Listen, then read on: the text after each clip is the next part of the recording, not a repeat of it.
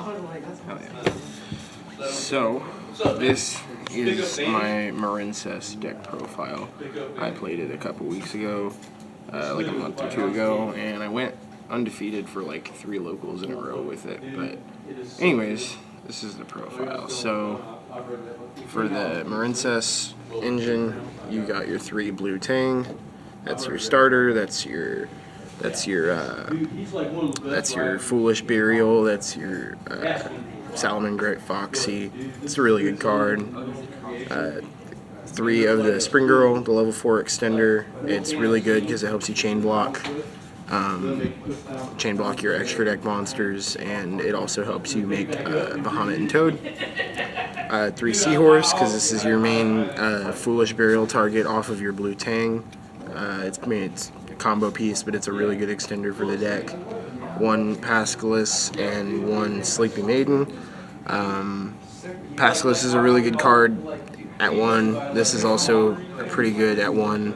We were fine without it, but having the 1 of is pretty cool. And then you've got the 1 Battle Ocean, 2 Marincess Dive, and then the 1 Wave. Used to play 3 Wave, now it is searchable, so we only play the 1. And 2 is a good number for Dive, honestly, because this card doesn't give you anything if you open it by itself, so playing it at 2 means like if you banish 1 with Desires, you're good. And it's good to draw sometimes. And then non-engine cards, I play 3 of the Sea Nettle for the water extension, making the Bahamut Shark, and just generally spamming water monsters to the board. 3 Signet Mining and 2 Pot of Desires. And these are just, the non-engine support cards for the deck.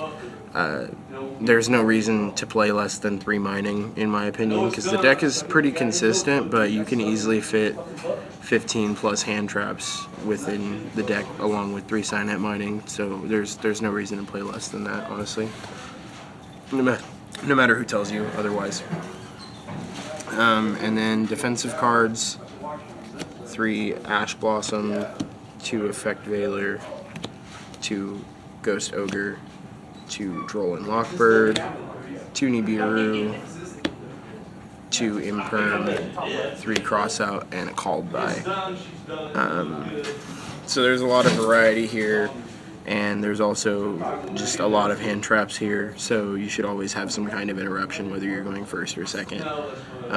And of course this is a Cybers deck, so Crossout Designator and Called By are pretty necessary, Crossout for the Nibirus and all of that. And just because of how small the engine is, you can afford to play a shitload of Crossout targets if you want, so I have no problem maining Crossout in this deck.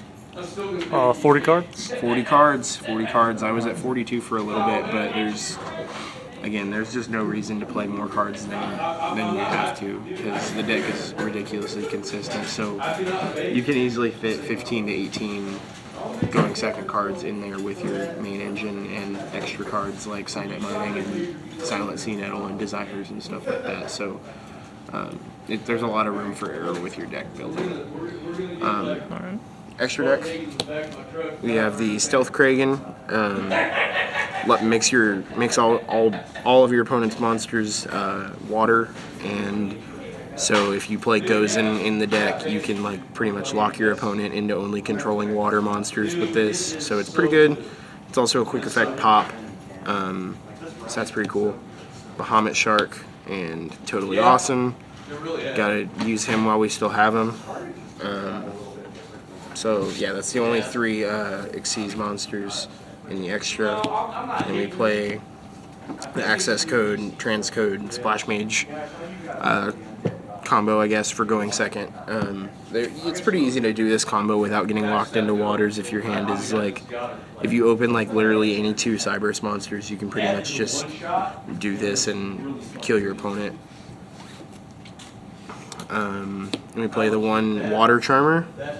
Used to play the Link 2 Crystal Heart to make the Link 4 unaffected, but it really just it really just doesn't come up enough anymore because your main combos are more about just getting to the Link 4 rather than making it unaffected, because the deck has so much going for it now.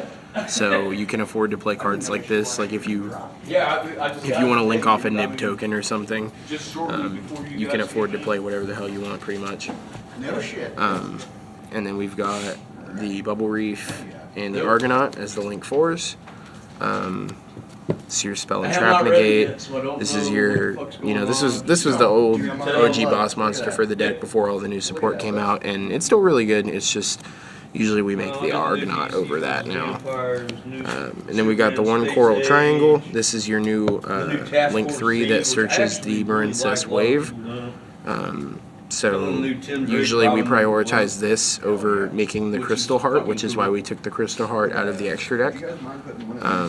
So, you make this, you search your wave, you have your in-hand negate pretty much, and, even this, like, with the wave in hand plus 2 hand traps is sometimes just enough to survive till the next turn, and then you can just, access code your opponent for game. And then we've got the Coral Anemone. It's a main combo piece. You could play it at 2 instead of playing the Water Charmer if you want. It's a really good card. It has multiple effects. It's generic water Link 2. So you can revive pretty much any of the water monsters in the graveyard, and it also adds you 1 back when it goes to the graveyard. So it's a pretty sick card. You can use it to chain block your Battle Ocean if need be. It's just a really good card. And then we've got 2 of the Blue Slug and 2 of the Sea Angel. The deck's choke points really, depending on how your hand is. If your hand is really bad, either of these getting hand trapped is just, it'll make your hand worse. If your hand is pretty good, then these getting hand trapped doesn't really matter. But we need 2 of each of them for the grind game, and yeah, it's just, the extra deck is pretty well hammered out. There's no really other way I would want to build it, to be honest, because the way the deck plays is you kind of need to have some sort of extra deck resource after you go through your initial combo and on turn 3, so you have a way to actually kill your opponent instead of just like make another Link 4 and sit on it. So that's why I play the access code stuff, which is not super popular with this deck, but that's how I choose to play it. And then you can pretty much side whatever you want. I'll show my side deck too. So I'm siding the 1 Pank. How much are they? My buddy Brad convinced me to side the Pankratops for anti-spell. 2 Crow to make 3 monsters, 3 Dark Rulers, and then I'm playing 6 Back Row Hate in the side deck, which is a lot, but I really just cannot deal with Floodgates very well if they don't support my deck. So 6 Back Row Hate doesn't really even hurt. I don't miss D-Barrier at all. And yeah, that's pretty much the deck profile. It's a really fun deck. It's a Cyberse deck, so it's just kind of like spam monsters and outplay your opponent. It's very fun, very fun.